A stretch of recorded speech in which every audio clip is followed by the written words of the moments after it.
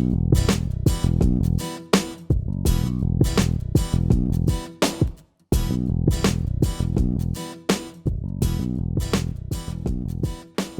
what's up? Welcome to a very special throwback edition of Comic Book Movie Spoiler Reviews, and today we are talking about Justice League War, the animated release from WB's DC animated division. They've been killing it for a long time, and they've basically been paving the way for what the DCEU should have been doing, but have failed to make any progress on. But luckily, we don't have to worry about the DCEU. We still have these wonderful Blu-ray releases that keep coming out, and they are building on mythology in the films from previous. They are doing it right. They are doing it the MCU model way. So today we're going to talk about Justice League War.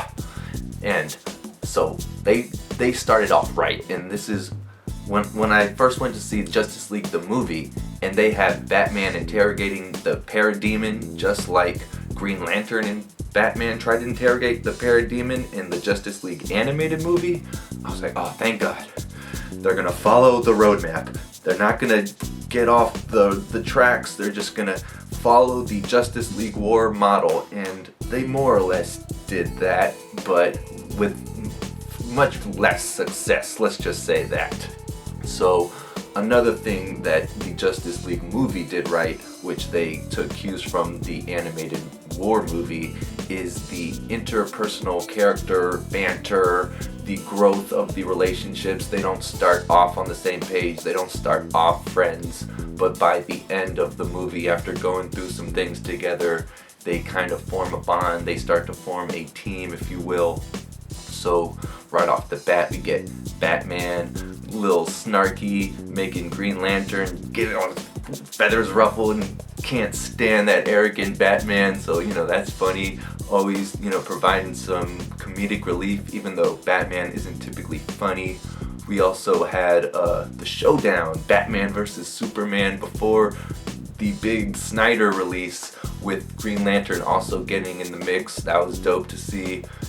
Batman used Superman's psychology to actually end the fight peacefully, which was cool. And then they did another thing that the Justice League movie did correctly, which was they made Batman and Wonder Woman the lead male and female characters, but they made Superman the most important character. So they really only used him a little bit. They had him fight a couple parademons, but then he disappears for a big chunk of the movie. In the meantime, we got Flash showing up on the scene, and we see that him and Green Lantern have established relationship, so they didn't have to set that up.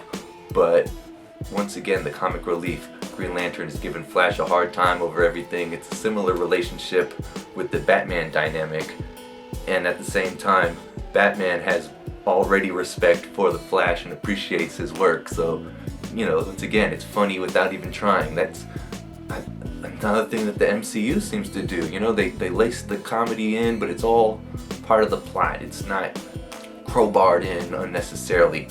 Then we also got Wonder Woman showing up. They do a very tiny bit of exposition just to let everybody know this is the Wonder Woman that you're getting. And then right away she's jumping into it, impressing us with the combat skills. She's taking down parademons left and right, and oh my God, right away, shout outs. I mean, you gotta fall in love with this character off tops. So her banter with Superman begins, and that sets up the relationship, which it is modeled off the New 52 run. So they did that pretty cool. Wasn't too hammered in, just peppered in, if you will. And then my favorite relationship, the only one that they really had like an origin story tied into it.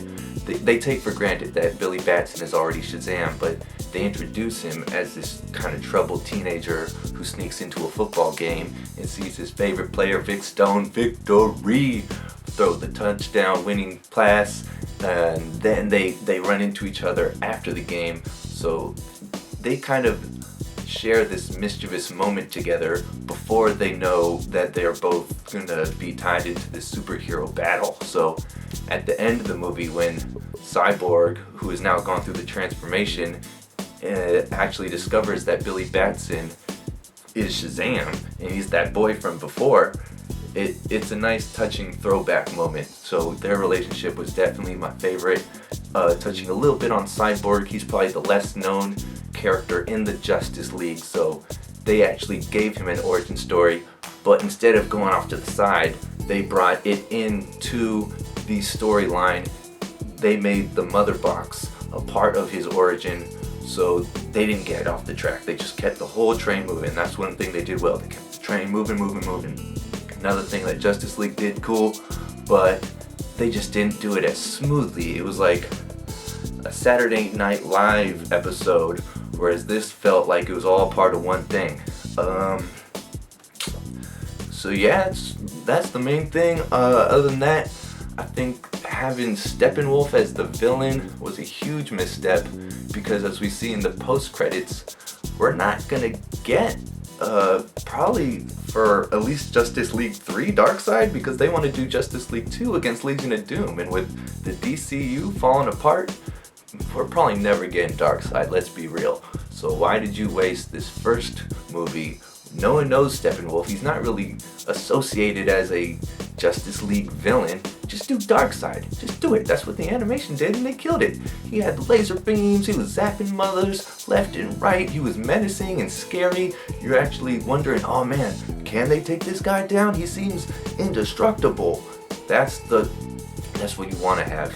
So, I'm glad Justice League War gave us the Justice League movie that we all want and need. If you haven't seen it, I suggest you go check it out, because I like Justice League the movie, but it's just not as good as the animation, which is really a bummer. So yeah, that's it. Those are my thoughts. If you want to see more of my thoughts, you can check me out on the Twitters at RASQACHE ART, and you can follow me on Instagram at Dr. RASQUACHO. You can also check out the websites RASQACHEArt.com, KalakaComic.com. While you're there, get yourself a book. It's Christmas season, so do yourself a favor, a loved one. Boom, check it out. He's taking on the cartels, bringing peace back to Mexico. So, yeah, I'm gonna get out of here. Thanks for stopping by. Just like and subscribe. Peace.